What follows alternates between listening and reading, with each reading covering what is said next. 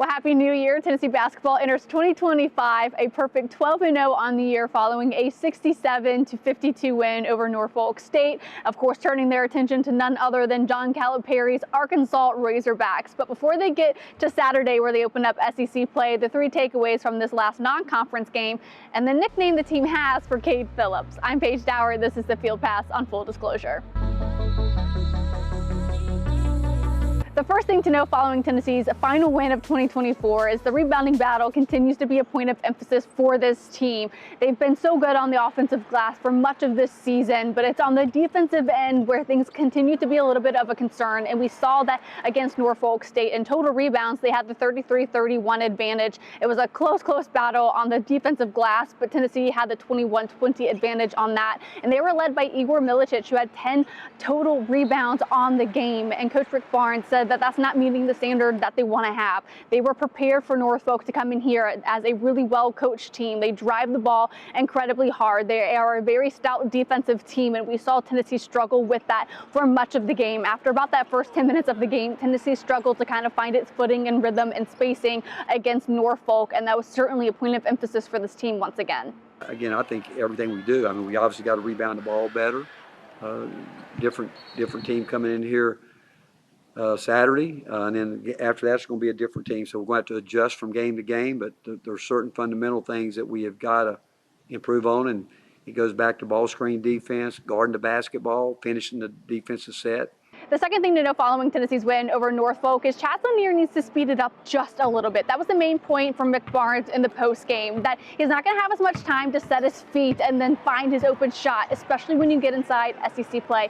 He's had that luxury inside non-conference play, but he had a little bit of a challenge against Norfolk. So much so that their head coach and Robert Jones had a couple of funny moments after the game, or maybe they were a little bit honest, where he says, I don't know if our team or their team got better or worse, but the margin was a lot closer this year as compared to the end of last year when the teams first met. And he says, this team last year was top heavy with Dalton Connect, but they're a lot more spread out. Maybe that's their saving grace this season. But especially when we look at how Chaz Lanier started the game, it started out hot for Chaz Lanier. Then the defense adjusted to what they were seeing from him. He got quiet for a little bit, but found his rhythm probably in the last few minutes of the game. And Rick Barnes kind of noted the same thing. Because he didn't get set up. To answer your question, I thought he just kind of drifted into it, and he did a good job closing out where he didn't get his normal rhythm.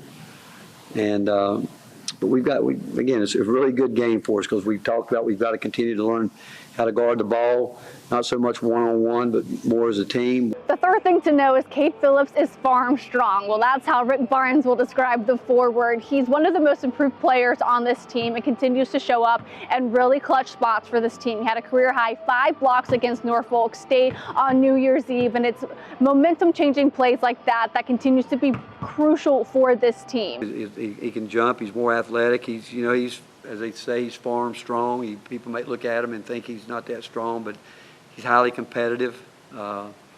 He's probably improved as much as anybody.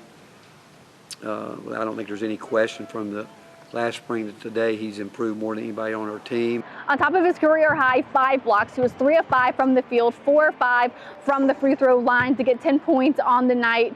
He added on 2 rebounds as well, 1 offense, 1 defensive.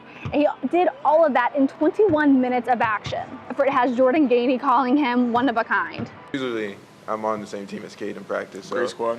Yeah, so I don't have to worry about him screening me. But anytime he has to switch over and he screens me, it hurts. I get a little mad, but I'm like, okay, it's Cade.